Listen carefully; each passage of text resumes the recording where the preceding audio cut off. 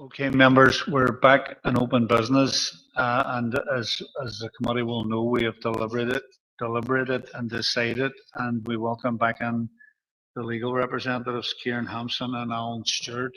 And I'm going to hand over now to our city solicitor to explain the deliberation and the verdict. Thank you, Chair. Just to advise that in confidential business, members considered the application for an amusement permit and decided to refuse the application for the permit on the basis that it ran contrary to the Council's amusement permit policy, because it was not a renewal of an existing permit, was not part of a major development, was a ground floor development, not an upper story development, and that the application related to an amusement permit located near youth centres.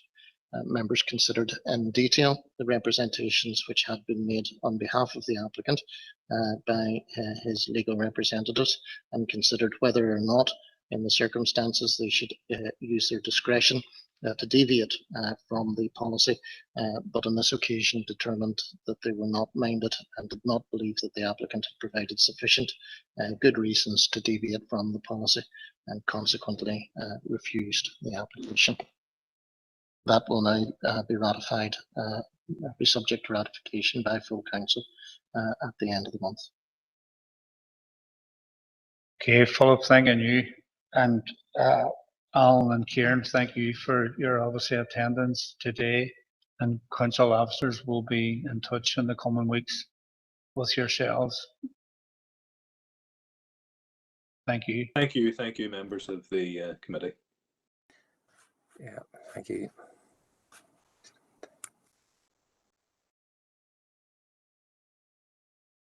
Okay, members, it's gone 6:20. If we were back here for 25 to 7, and we'll continue the meeting then. Okay, thank you.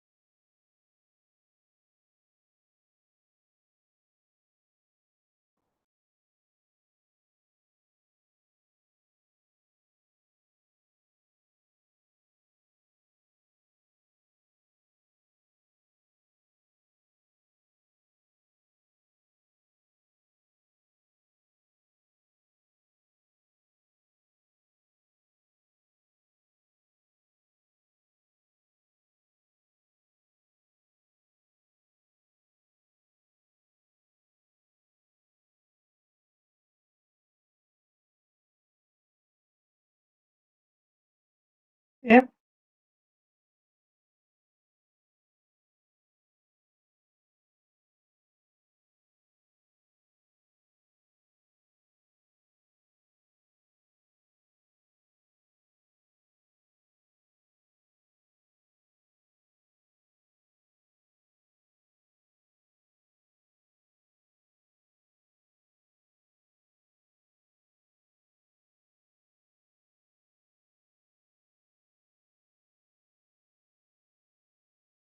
I got my lights going down. There's nothing wrong there.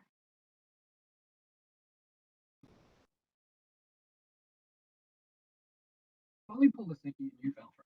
Yeah. Pretty much problem.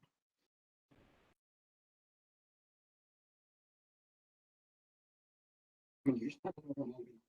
There must be a reason. There must be a reason if she's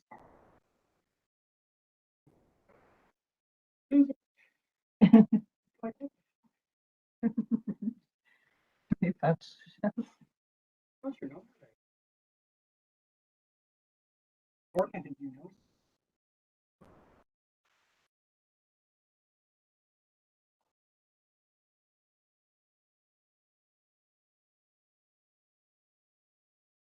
The microphone on, a wee bit of interference. If people could just check that it's okay, everything's okay. Thank you.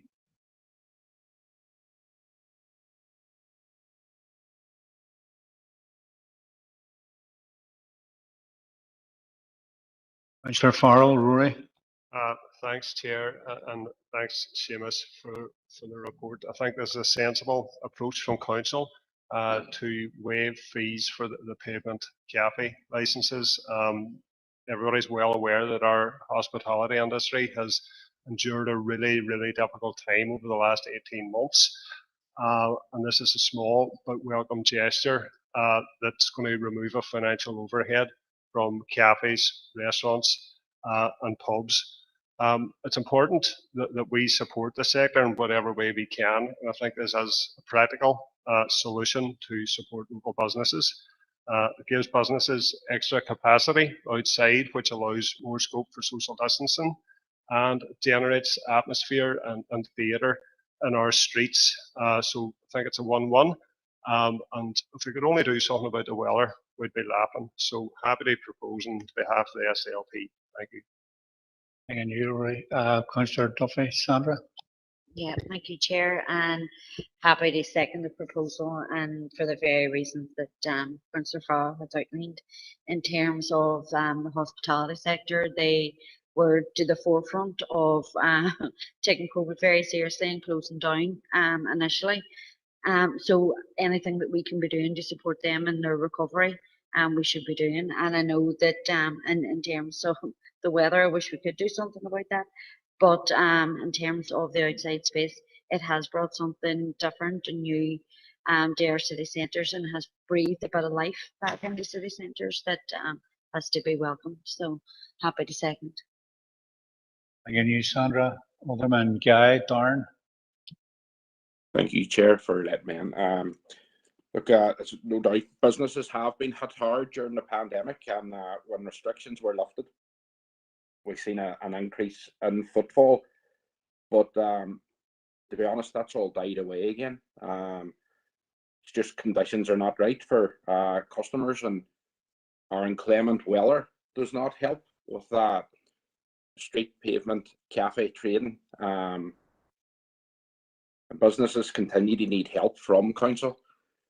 Considering the cost of entertainment licenses, which range from, say, a capacity of 100 people for £100, 200 people to £150, 300, £250, and so on. The cost of a pavement cafe license at £460 per year seems rather costly, considering most businesses may only, say, be able to accommodate maybe 15 to 20 people outside their premises on the pavement or any area that's been subsequently organised, such as the way Fergie Street is and so on. There's no doubt that this cost has a detrimental effect on businesses wishing to apply for a pavement cafe licence going forward, even after the free period would end. So to date, since pavement cafe licences were waived, can I just ask, how many businesses have taken up the free offer? And how much of an increase in the uptake has there been due to the licence fee being waived? And could officers maybe bring a paper to committee informing members of how much income would be lost by council if we were to waive the pavement cafe licences fees up until the 31st of August 2022? And if a lower fee can be considered, it may enhance take-up when the fees are actually reinstated. Thank you, Chair. Just get a few answers on that. Thanks. Thank you, Darren. Through you, Chair. Yeah, I can provide some detail, but possibly not all. Currently, there's 21 approved pavement licenses, and there's 11 pending, subject to DFA permission for parklets, and the 7 to be evaluated. In relation to the breakdown relating to when the fees have been waived, I don't have that data, but as I said in the report, we will review the fees and a report will get brought back prior to March. Thank you, Seamus. Thanks, Seamus. Okay. Alderman Devaney, Morris. Thank you, Chair, for allowing me in. And look, we have no problem in supporting the recommendation. And I think we all know how hard and difficult the hospitality industry has been. And, you know, when I look at 5.2, it's further recommended that officers conduct a review of the fees for the grant renewal. I think that covers maybe what Alderman Guy maybe was considering there. But no, we're happy with the recommendation, Chair. Okay, Morris, thanking you. And I don't see any further speakers, but anybody that has spoke so far is very supportive of the recommendation proposed and seconded. So unless there's any contrary view, I'm going to take it as unanimous and move on to item 9. And again, ask Seamus, please.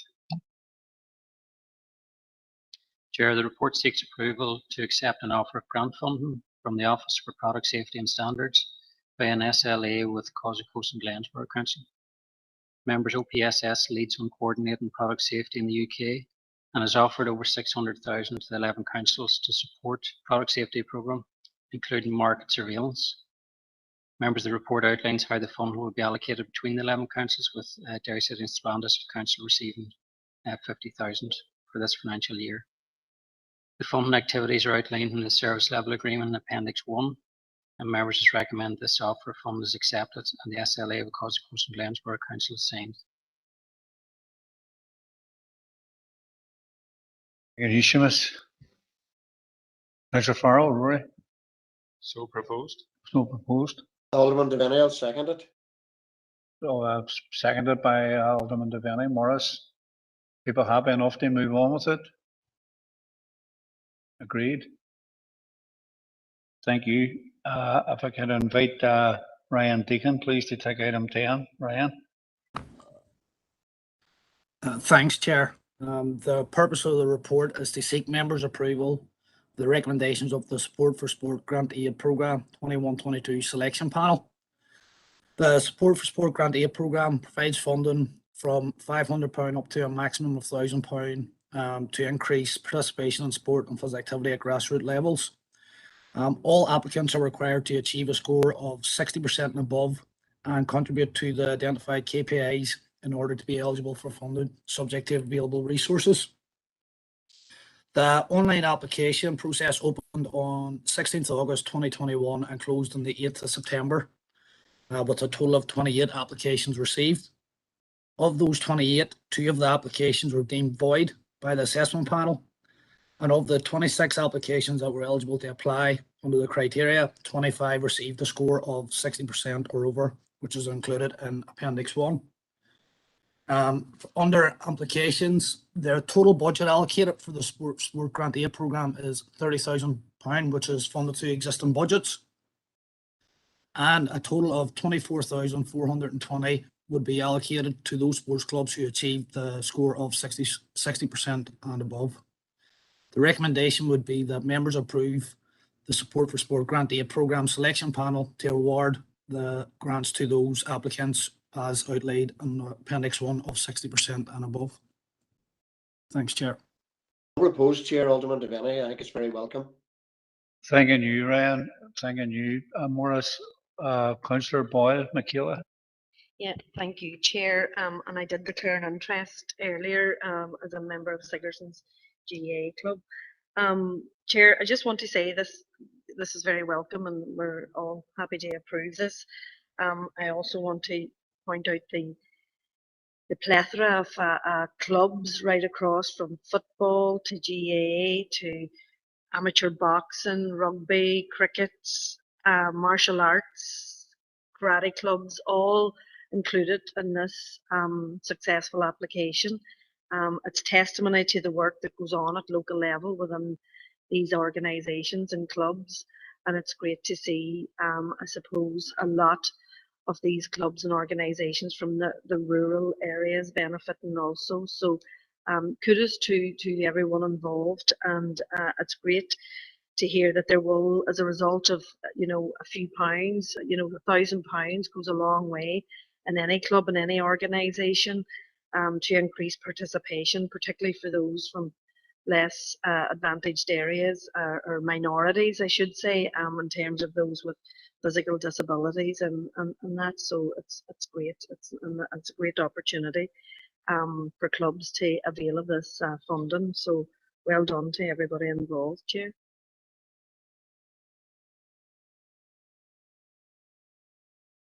Chair, thank you. And like all our speakers, I welcome the report and welcome the money going out to all of these clubs from right across our district. There's some clubs there that, as I'm looking down the list, that I know quite well. I would ask, has all of the budget for this been allocated? Ryan, please. Yeah, there is an underspend of approximately £5,600 of the overall £30,000 that was allocated to it. Okay, thank you, Ryan. I think it's disappointing that, out of all of the clubs that applied, that one fell just short of reaching the 60%. And I'm wondering, through officers, is there anything that can be done with that particular organisation to see if we can help build capacity and get them up over the line to get this money out? People will be aware that a lot of these clubs are run by volunteers, and it takes an awful lot of hard work and dedication. They're very, very good at what they do, and there's no doubt about that. But there are, and where there are some places where we can help build capacity within those clubs, I would like to see that happen. So I would suggest that as an addendum to the report that we do see if there is any help or support that we can give the particular organisation who didn't make the 60% to see if we can make it up, as there is already an underspend in the budget there. There's I believe financial opportunity to do it. Thank you, Brian. Folks, in regards to the items proposed by Alderman Devaney, seconded. Michaela.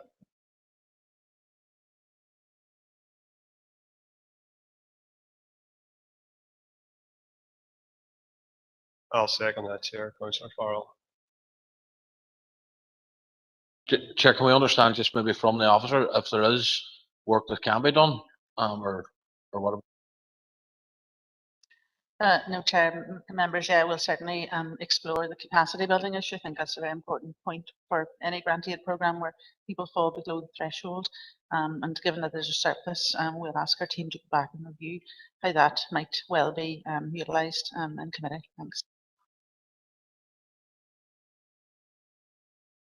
Okay, members, moving on from item 10. Thank you, Ryan. Ask Patrick O'Doherty to take item 11 and 12. Item 11. Thanks, Patrick. Thank you, Chair.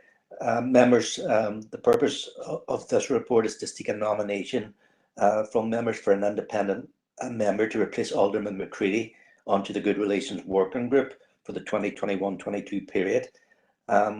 Alderman McCready was appointed as an independent member on the 14th of June 2021, but he has subsequently become a member of the UUP. Obviously, the decision for internal working groups that each party has an elected member, but that an independent member should be nominated to the working group as well.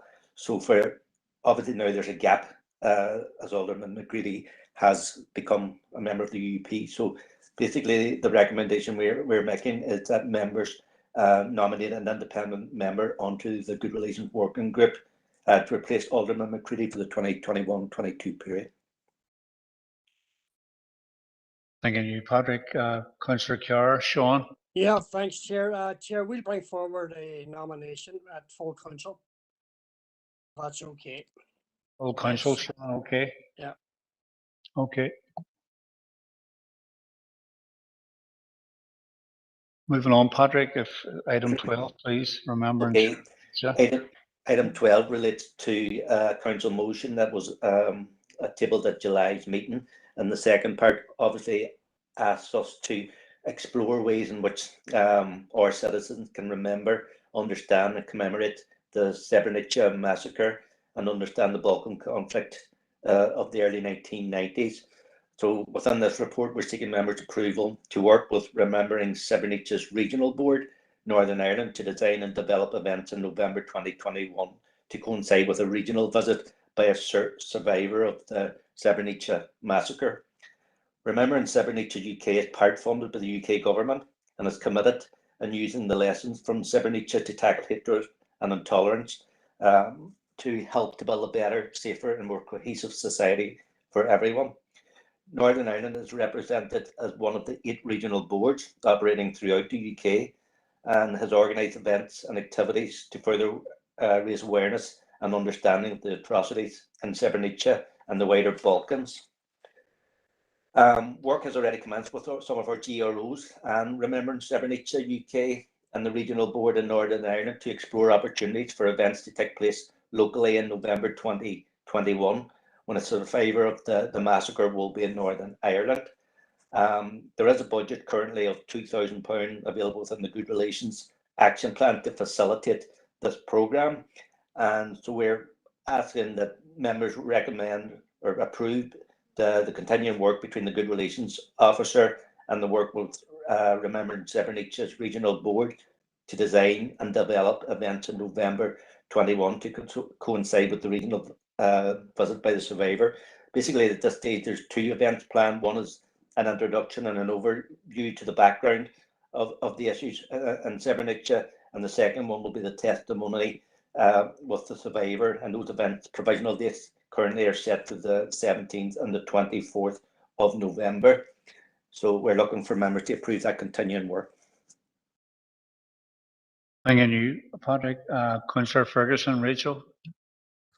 Thank you, Chair, and thank you for the report. I would like to welcome the report and propose it on behalf of my party colleague who did the motion on Srebrenica, and he wanted to give his thanks to the Good Relations Officers team and the officers that did this report and finding a way in which we could work towards Remembering Srebrenica, and I think it's really timely and it's really great to see the work that's been put forward, and I look forward to doing the councillor learning.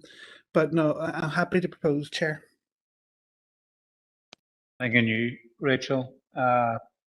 Seconder, folks. Councillor Farrell, Rory, thanking you. Folks, people content to move on, proposed and seconded. Thanking you. I'm thanking you, Patrick. Item 13, if I could ask Susan Mullen, please. Yes, Chair, thank you. The purpose of this report is to update members on the motion that was passed at Health and Community in July 21 in relation to CPR and automatic external defibrillator registration. The full detail of the motion is included there in your packet 2.1.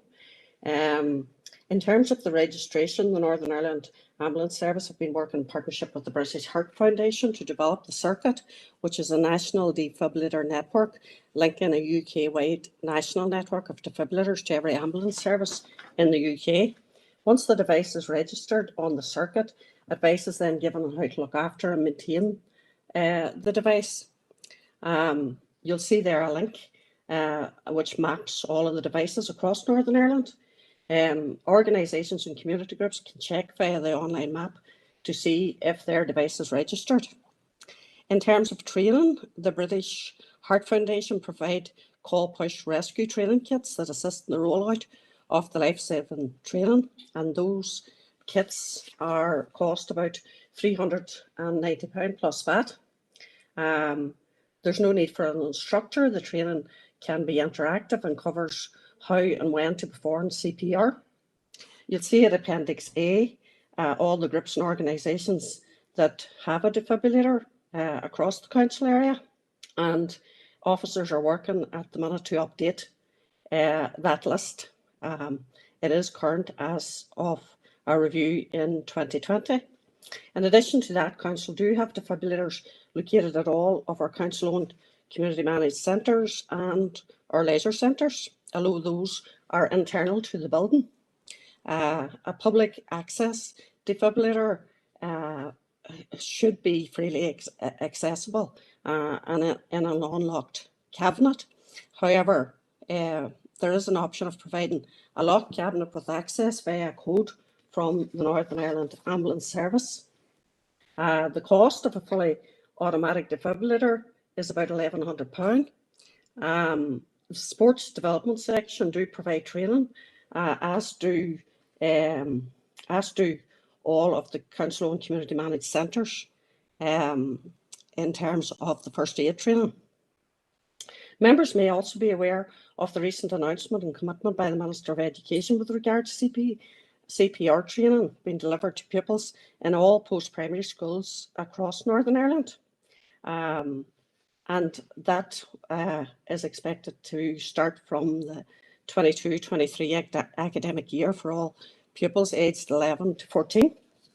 The financial implications to provide an external defibrillator outside all of council-owned community managed centres would cost in excess of £25,000, and that doesn't include maintenance costs. There are ongoing consultations with health and safety and with legal in terms of any plans to implement devices outside of council-owned community managed centres or our leisure centres.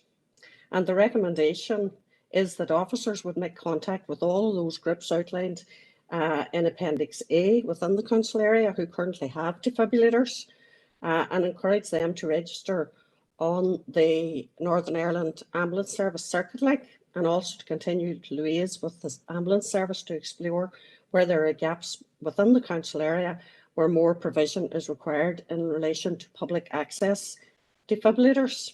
And obviously there are specific issues across the rural area in terms of access, as the majority of council-owned community managed centres are located in the urban DEA. So officers would liaise with the ambulance service to explore gaps, particularly across the rural area in terms of where there are public access defibrillators. Thank you, Chair. Thanks for that insight, Susan, that update. Thank you. Alderman Kerrigan, Keith. Thank you, Chair, for allowing it in. Chair, I'm assuming, apologies here, Chair, because my mod gov there has just actually went blank there, so I can't just see my papers anymore.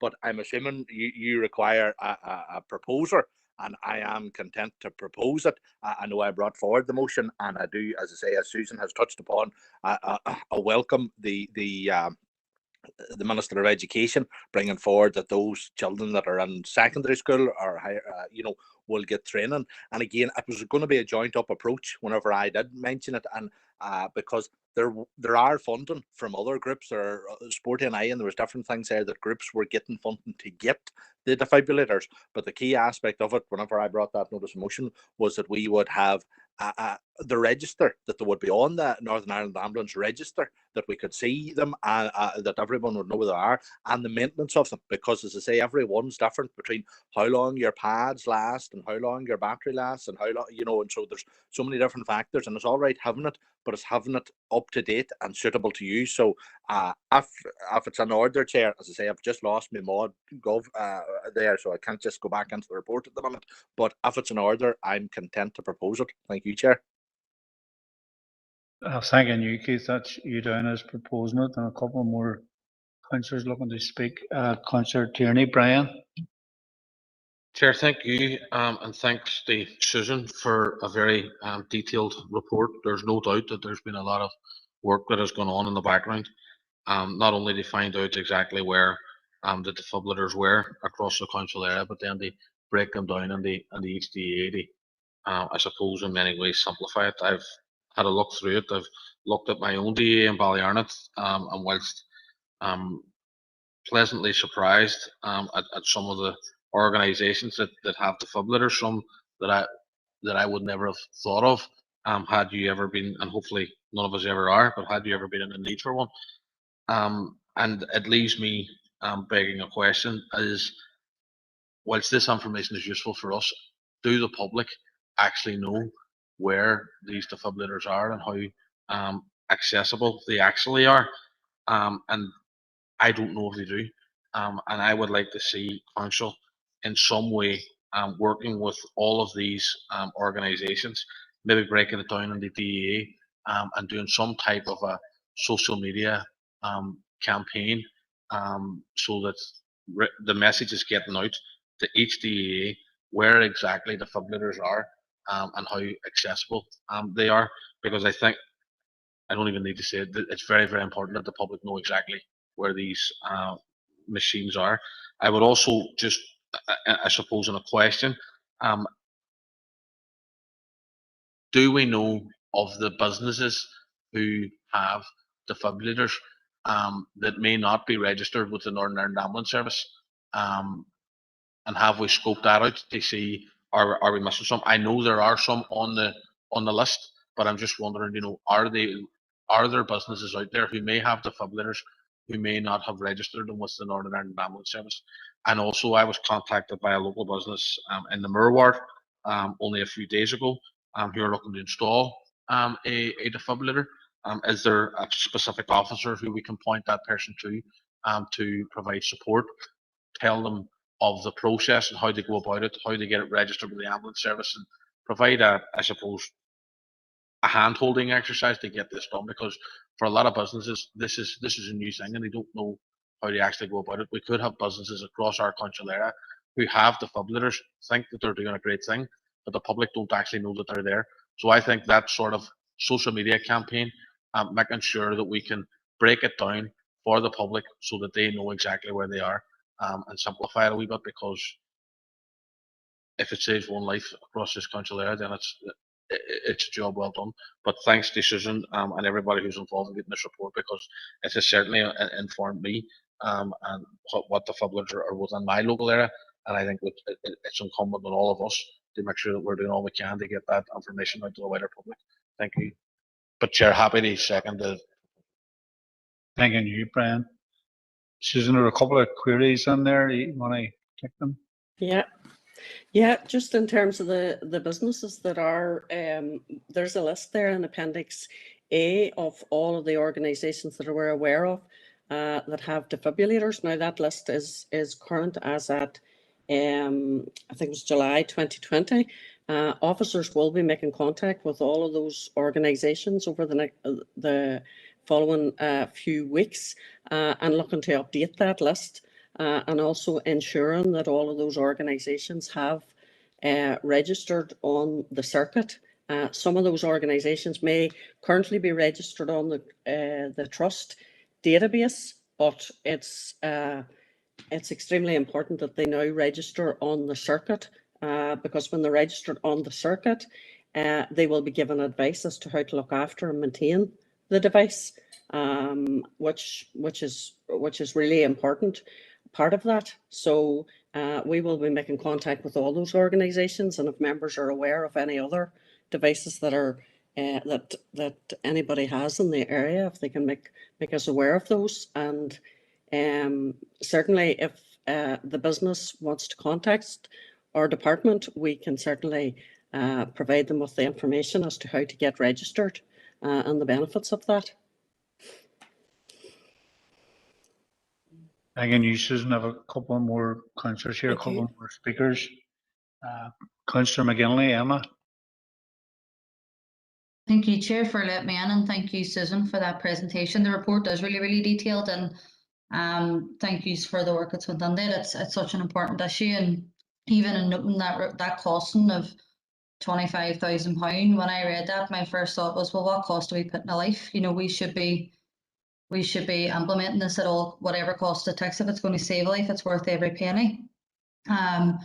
And in terms of what Councillor Tina had said about raising, social media campaigns about awareness and where these defibrillators are, I would be completely in agreement with that, particularly for people in rural areas where, ambulance response times and that sort of thing can be a whole lot longer than in the city centre or more urban areas. So we'll completely concur with that. Now, I want to put a wee proposal, and I'll put it under the chat box here as well. It's just in addition to the recommendation that we have on that report, and it's just to propose to ask that a report be brought back on how we can progress this as an active example of how council can assist in local health protection. So it's 2 wee seconds, I'll put that on now. It's just as an addition to the current recommendation that's on the report there. So that's me. Thank you.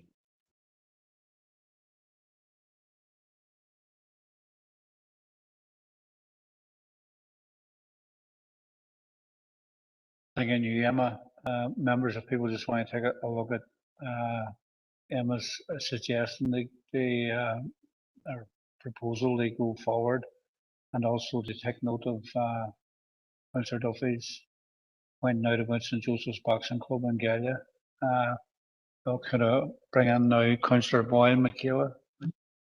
Chair, I'm happy to second Emma's proposal. Emma has covered what I was going to say just in terms of the rural area and the importance of, getting collaborative information around DFIBs in rural areas. And just to make the point also to commend groups and organisations who solely fundraised, particularly in rural areas, to get defibrillators, football clubs and GA clubs and other different sporting clubs who understood the importance and the chance of survival, having these pads in an area where, as Emma quite rightly pointed out, ambulance response times is far longer than urban areas. So thank you. Thank you, Michaela. Folks, as people, there's from Councillor McGinley a proposal there, and it's seconded by Councillor Boyle. Michaela, people happy enough that they won. Thank you, Brian. Folks, the overall report as well is proposed and seconded, and when you take it as read, that it's unanimous in terms of the work that's entailed within it, and obviously the added suggestions and proposals that have been put forward here today. So I'm going to thank Susan for that report and move on to item 14 and ask Dermot Harrigan, please, to take item 14. Thank you, Chair. The purpose of this report is to update members on the proposal from last month's council meeting that council should proactively consider commissioning an independent district-wide survey to establish the impact of policing within all our communities, and also to seek members' approval to carry out the additional piece of work subject to the available budget being identified. Just for members' information, the NISRA carry out an annual survey on perceptions of policing and justice, and this annual report is appended at Appendix 1. This forms part of the Northern Ireland Safe Community Survey and provides statistics on confidence in policing, confidence and engagement, and confidence on the criminal justice system overall. At the request of members of the Derry and Strabane PCSP, The statistics for our council area have been extracted from the overall Northern Ireland report to give comparative figures for the Derry City and Strabane District Council area. And again, there's some infographics attached at Appendix 2. In relation to key issues, the overall costs will only be fully identified when the terms of reference, survey methodology and sample size has been identified. But for members' information and guidance, a district-wide survey currently being undertaken by Causeway Coast and Glensborough Council has a budget of £8,000 attached to that. And again, they advise members that this current financial year, the Derry and Strabane PCSP has no budget allocated to undertake this piece of work. In relation to financial, legal, HR improvement and others, funding availability to proceed will be assessed during the outturn savings identified at Q2, along with a clear definition of costs when the survey terms of reference, methodology and sample size have been agreed. So again, the recommendation is that members note the contents of the report and that members approve the prioritisation of this survey process, subject to available budget being identified and outturn savings. Thank you, Dermot. Councillor Carr, Sean. Thank you, Chair. Thanks, Dermot, for that report. Chair, when I brought this motion forward about doing a survey, it was to be an independent survey, completely independent, away from PCSP, policing board, anybody else, a complete independent. So I would like to see that it does an independent survey is done with the residents. And this was on the back of incidents in Craigan. These people, I can assure you, will only work with somebody independent because they feel, as I said at the time, they feel let down by all these organisations, but nobody come to them. So I think that we should be looking at 5.2 and an independent survey. Vice Chair. Thank you, Sean.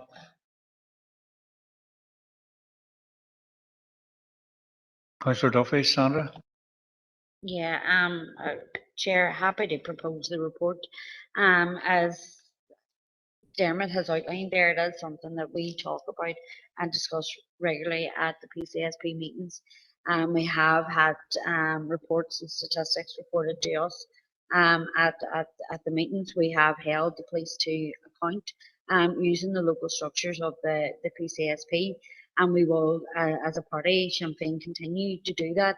But we can also use other avenues to extract information and to get information. And we know that there have been historic issues with confidence in policing, particularly in the city here and in particular areas where we have seen poor policing. Councillor Carr has alluded to incidents in Craigan. I could also allude to a number of incidents within the Gallia area or stop and search, which has targeted young people in particular communities over others, which we have continuously raised at the PCSP and the policing board. But in terms of bringing an independent report, looking at confidence in policing and looking at perceptions of policing, have no issue in terms of supporting that. So thank you. Thank you, Sandra. Councillor Harkin, Sean. Thank you, Chair.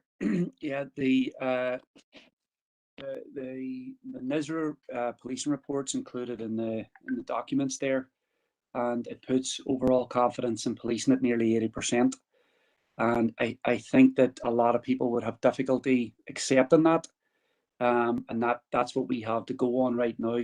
And we wouldn't have spent so much time talking about policing issues over the last year and a half if confidence in policing was at 80%.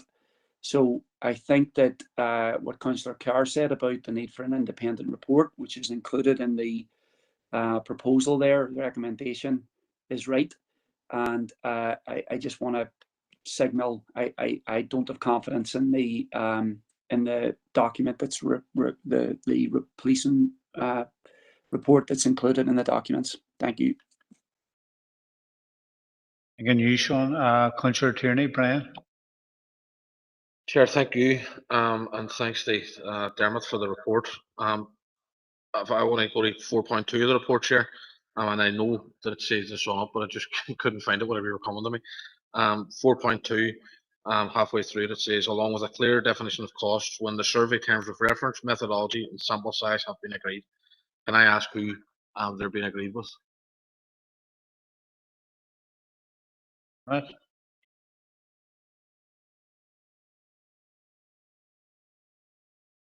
Well, Dermot, did you hear that query? I mean, chair, through the chair, I would presume that council would agree that. Again, no, as I said, PCSP don't have a budget allocated this year, and when we get the budget for next year, the PCSP members will prioritise the actions within the annual action plan, and that this is something that they might want to consider for next year. But it, again, it's up to council members whether they want PCSP involved in it or not.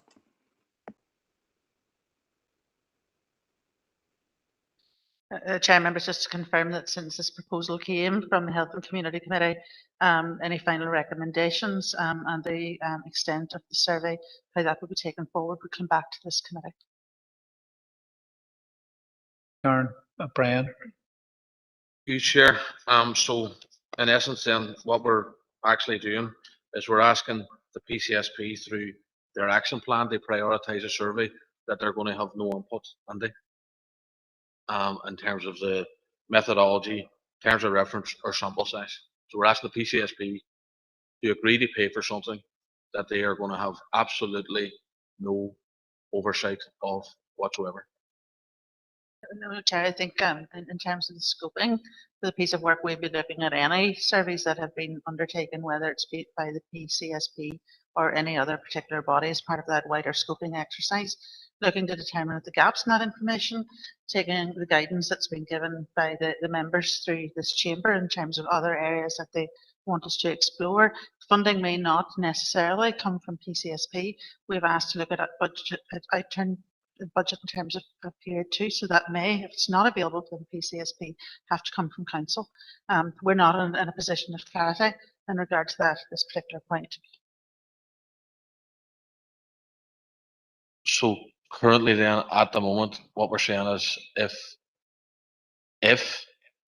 the PCSP approve this as a priority for their action plan, that they may pay for a survey that they have no oversight of, or we have to see if we can get the money from somewhere else.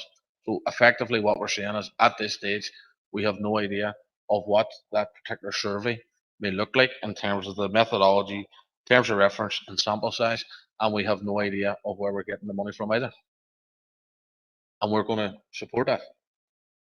We're going to support having, and through you, Chair, I'm asking all our members, we're going to support doing a survey that we have absolutely no idea what we're going to do, who we're going to ask, how we're going to ask them, and furthermore, we have absolutely no idea of how we're going to pay for it. Is that what we're saying?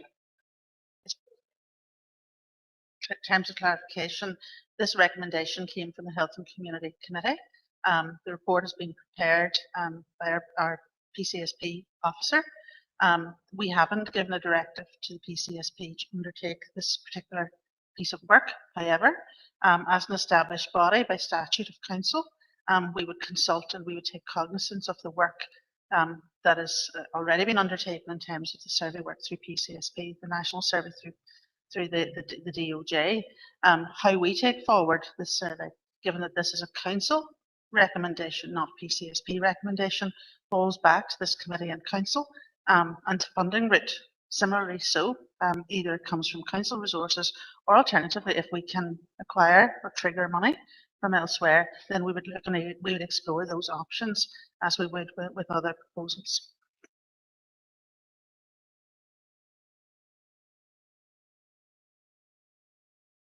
Councillor Donnelly, Gary. Chair, and thanks for letting me in. I'm not a member of this committee. To coin a phrase from yourself, it looks like we're in the Marx Brothers mode here. But look, it doesn't look like people are serious here. See, we're sitting having a discussion about PCSP and their involvement or where they're at with it. I don't think PCSP can have any involvement in this survey if we're to get, you know, a real feel of what's happening on the ground, because there's a perception amongst many people that PCSP are part of the problem. In my opinion, and that of a lot of other people, they're a fake accountability body, and therefore, in my view, that's part of the problem. If people really want to see what's happening on the ground, then whatever survey that this council does, it can't be tainted by PCSP involvement. And just on a connected point, but relevant, I wouldn't be taking anything from Causeway Coast and Glens Council as bona fide, given, you know, that £8,000, given the recent allegations of corruption and dodgy land deals. So, you know, I would be looking for a second opinion there if we can, you know, regards the £8,000. Thank you. Thank you, Gary. Councillor Carr, Sean. Chair, thanks for bringing me back in again. Look, I believe the PCSP have a conflict of interest. This has to be done by council independently, or by council employing somebody to do it independently. Thanks, Chair. Thank you, Sean. Councillor Duffy, Sandra. Yeah, just to respond to some of it. I mean, I honestly sort of don't know what the confusion is. There has been a request that it has been for an independent survey. That's fine. That's on the table. In terms of the methodology, that can be decided. In terms of who is going to fund it, at some point we're going to have to find the funding for it. Understand people who have concerns around the PCSPs. I sit on the PCSP, and I work very well along with Dermot and the team, and we do at those meetings hold the police to account. We ask questions around the confidence in policing, but I have no issue with bringing in somebody to do an independent survey. That's absolutely, we shouldn't be afraid to ask questions. So in terms of the funding of it, even if it is funded through PCSP or funded through another body, it will be an independent survey. So I don't know what the confusion is around it, I suppose.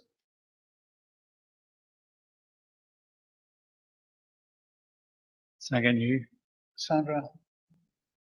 And my apologies, because two things Councillor Farrell's logging in, but also just to be clear, Sandra, Councillor Duffy, did you propose the report earlier on?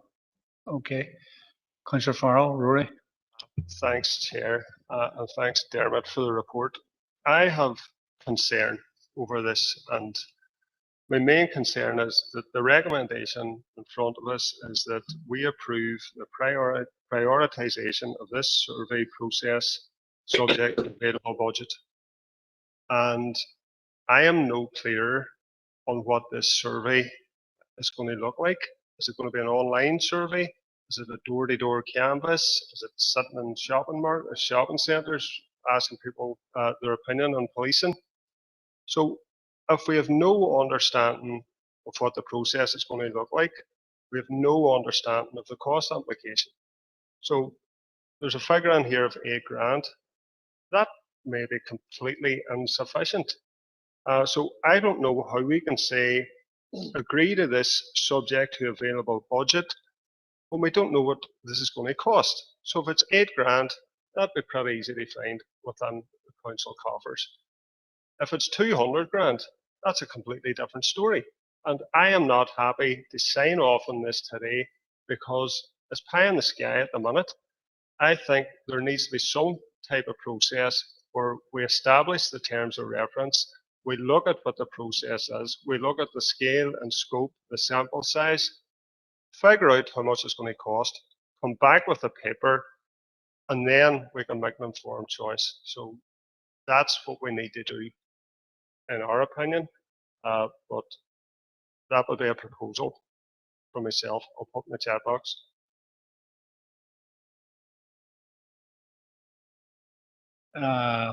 If you would, Councillor Farrell, and just a clear. Or Alderman Kerrigan Keith has declared an interest in this item as a member of the PCSP. Thanks, Keith. And while Councillor Farrell's putting his proposal, Alderman Devaney Morris. I'm just wondering, could you hold fire till I see the proposal? Sorry, Morris? Could you hold until I see the proposal? Oh, yes, I go ahead. That's okay. No problem.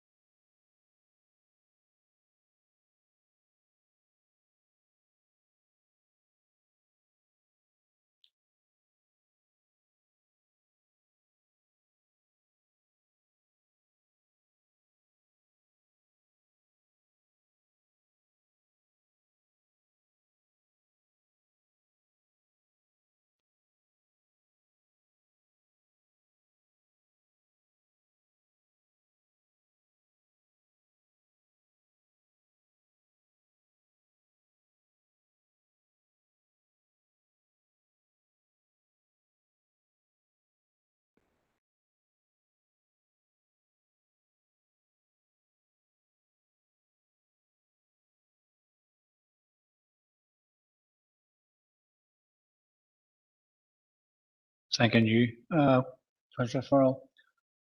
Members, people will see Councillor Farrell's motion. I'll give a minute maybe for people to read it. Alderman Devaney. Go ahead. Can I go ahead now, Chair? Aye, please. Thank you, Chair. And look, I've declared an interest in the PCSP. I'm chair of the PCSP, and like other speakers, quite rightly, we do hold the police to account on many issues. And I do know, we do understand, and this is an issue has been discussed and around the PCSP is confidence in policing, and lots of other issues else that we have. And I have to say, Chair, look, I always say, people who condemn the PCSP, some of those councillors who condemn the PCSP, their ward or EA that they live in receives a fair share of the financial money to support groups out there who are doing really good work, and I'm very much aware of that. And we do commend our police on many occasions when they find drugs, or when they're fight against dissident Republicans. But on this issue here, Mr. Chairman, I do believe we're groping in the dark here. We at the end of the day, we don't know the costings, we don't know the terms of references and around the proposal. And yes, you know, we look at figures, we get figures in PCA through PCSP, but there are many here would question those. I do believe, Chair, that this is a good method here, that we drill down in and get the costings, because, Chair, there are many members, there are a number of members on this committee here who, when it comes to rates, won't even support a rates raise, but they're happy to propose and push forward costings and issues where we don't even have the funding for it. But, Chair, on this issue, if that is a proposal, I would be very happy to second it, Chair.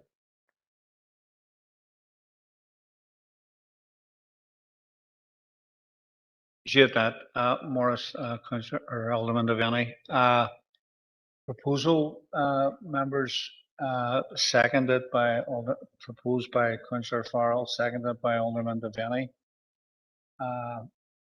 And unless I don't know if there's any other speakers to it.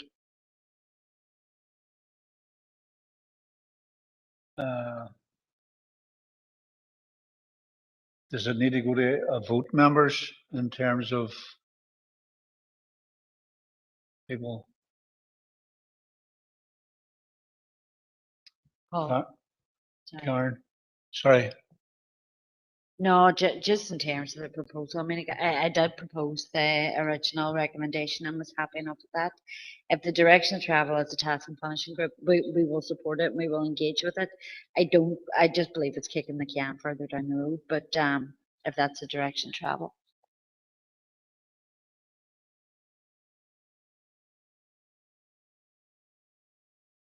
Anybody else on it, members? Sorry, did I miss you, Brian? It's my apologies. Councillor Tierney, Brian.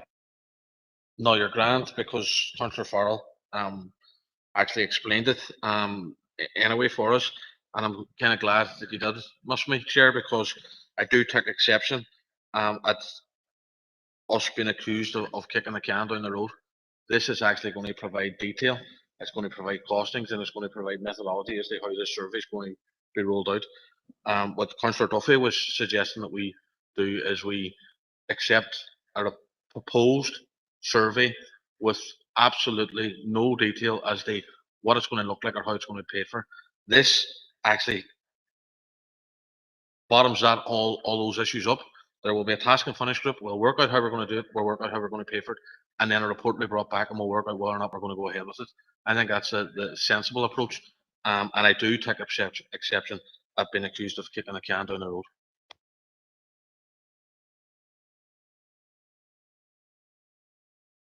Okay, members, proposed and seconded. Unless anybody is suggesting that they're speaking against it, I'm going to take it as read. I'll give it a minute.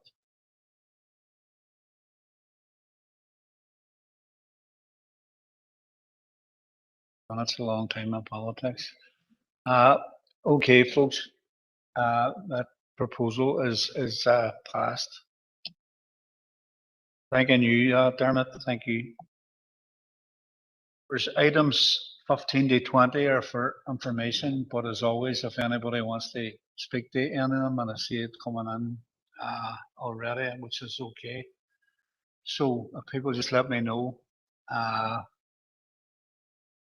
And on item 18, I have two speakers, Councillors McHugh, Rory, and Councillor Edwards, Stephen. So Rory first on item 18.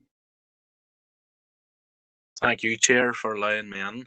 Chair, very briefly, just want to obviously welcome the rollout of the community safety warden scheme into the rural area.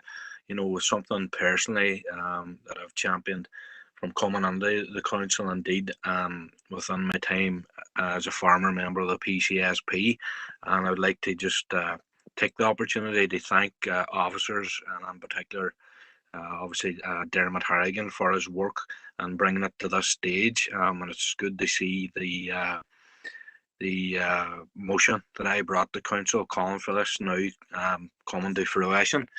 So I've just a quick query regarding, you know, I know there was an internal trawl within council what was the result of that? And I know within the report it says there's a possibility this scheme could be out on the ground within 6 weeks. And is that still the case, or where are we at with it? Thank you, Chair. Thanking you, Rory. Councillor Edwards. We'll come back to your Thanks. Rory. Chair, thanks for letting me in, and I concur with the previous speaker, Mr. McHugh there, and I do welcome the commitment in today's report to have community safety wardens in the Derg and Sperrin DEAs. I do think from the outset it's important that we do have equality of provision in our rural areas, given that the community safety wardens have been deployed in especially in the city there. So I think it's important that they're rolled out across the rural areas. The scheme's important, especially now as we come up to Halloween. I'm getting reports of all types of different incidents and that the social behaviour and concerns among the residents across the Derg DA, but the community safety warden would be another important measure in trying to combat that and liaising with the PSNA on that. It is disappointing that funding will only be secured in March next year. I think that and it's been proposed as a pilot scheme. I would like to see it become more permanent, and I would hope that from next year onwards it will become more permanent and that the funding can be found to extend it out on a more permanent basis, the same way as what's operated in the city. Thank you, Chair. Thank you, Stephen. Alderman Devaney Morris. And as declared an interest before on the PCSP and chair of it, I do want to put on record my thanks to Dermot and working tirelessly in delivering the extension of these wardens out to the Sperrin and Derg, and there will be an enhancement to that rural area in Sperrin and Derg, and I know I think within 6 weeks I think everything it should be rolled out. And Dermot and I have had the discussions on around when it is rolled out that the new wardens, whoever they may be, it's very important that they touch base with the elected representatives for the areas, and that they meet with the community groups and that they make their faces known.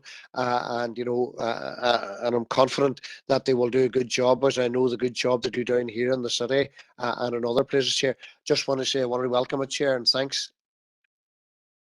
Thank you, Morris. Councillor Donnelly, Gary. Thanks again, Chair. Just a word of warning to the rural community if they think the wardens are the answer to their prayers. From experience here in the city, when people talk about fireworks and all that type of antisocial behaviour, the perception amongst a lot of people that I speak to is they're completely ineffective. But I just wanted to put that on record. Thank you. Thank you, Gary. Dermot, there was a wee query there, or a query from Councillor McHugh. Rory, to you. Thank you, Chair. Just to advise Councillor McHugh that the internal process, the recruitment process, has now been concluded. There was 2 applicants who were deemed acceptable, and they have now been offered the posts. So at this stage, we're just waiting on confirmation that they're accepting the post. And again, we're still within that 6-week time frame. All being well, if both accept the post, we'll have them on the ground within the 6 weeks. In relation to the funding, we really find efficiencies within the PCSP budget, which allowed us to progress this proposal and have those wardens for the rural DEAs on the ground up until the end of March. PCSP officers and myself have already had conversations with the likes of Housing Executive and PSNI about sustainability funding going on, and we'd be content that we would hopefully have sustainability funding so that when these 2 posts are filled, they will remain filled. And I know that the community, the elected members, once they see the community safety wardens on the ground and how effective they are, they won't want to let them go. And in relation to Alderman Devaney's comments, part of their first role will be engaging with elected members, engaging with community reps, and engaging with our statutory partners in police and housing executive to actually get a feel of what the issues are in the rural areas and how they can be contacted when they're on duty, and get that information out through the communities, so that they're just as effective as the wardens that we have in the urban estates. Thank you. Thank you, Dermot. Councillor Edwards, is this still in the item 18? See you, Mr. Chair, if that's okay. Okay. Yeah, I just want to thank Dermot for the update there, and very positive news. But just to go back to Councillor Donnelly's comments there, and I know he's got issues with the PCSP and the PSNA, and he's entitled to his view on it, but rural areas have been abandoned for far too long, and I welcome an extra set of eyes and ears looking after our rural communities.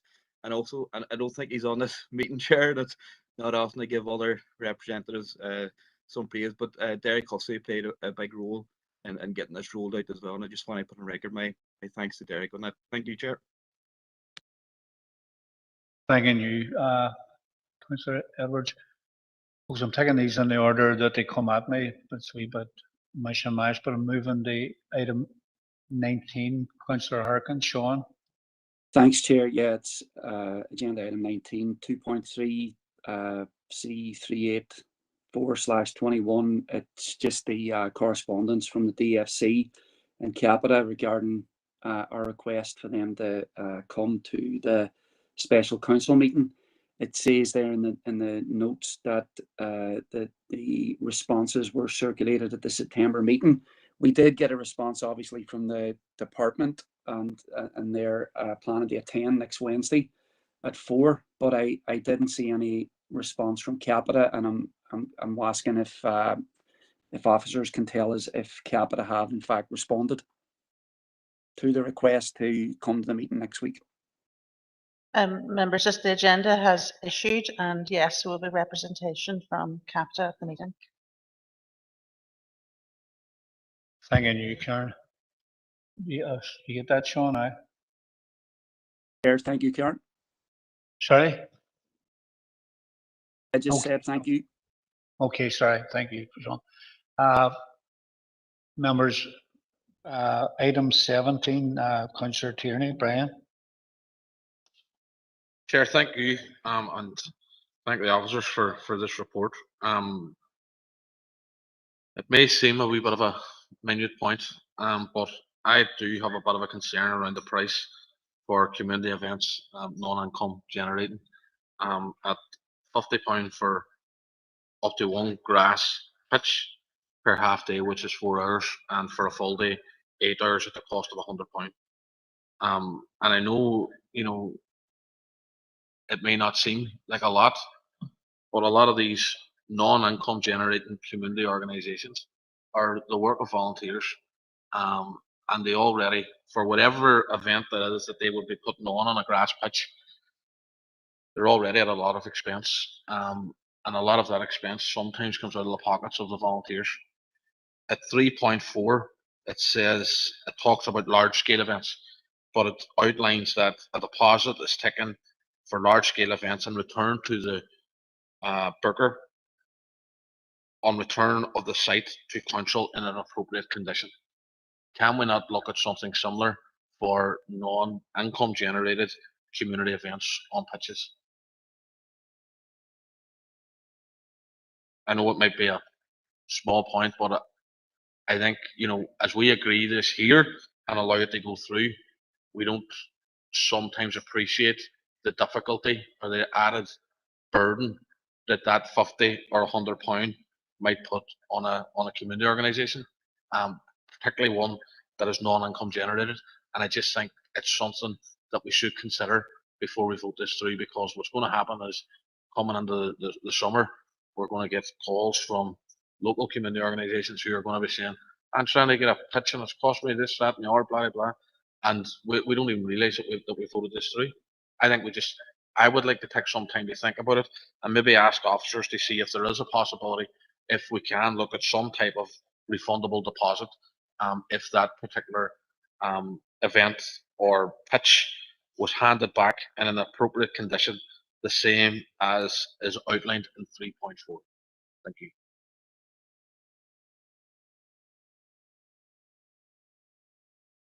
Okay, I'm not sure if there's anybody from the sports team left, but no, we're happy to look at that, and we will come back to you. But just to point out, if it is a large scale event, it's probably more likely to be of commercial in nature, and according to price will be charges, but certainly we'll explore from a small scale community operation how that could work.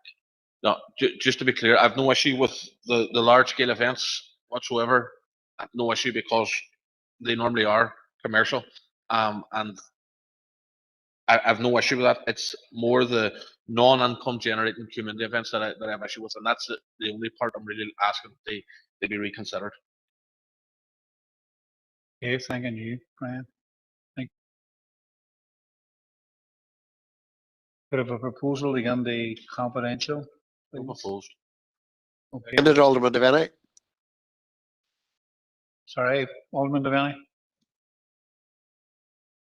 Seconded it, just seconded it, the proposal go to confidential. Thank you, Morris. Okay. How do we just do we ensure that we're in confidential, folks? Me too.